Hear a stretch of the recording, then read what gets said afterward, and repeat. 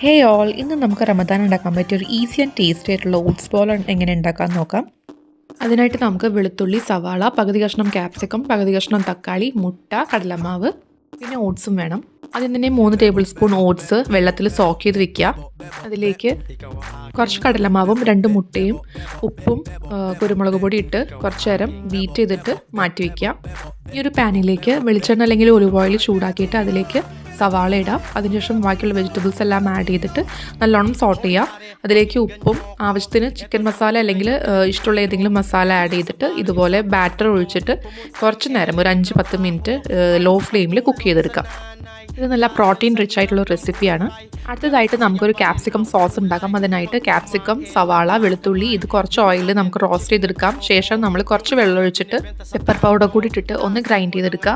അപ്പോൾ ഈ റെസിപ്പി എല്ലാവരും ട്രൈ ചെയ്ത് നോക്കുക. ഇഷ്ടപ്പെട്ടെങ്കിൽ ലൈക്ക് ചെയ്യുക. താങ്ക്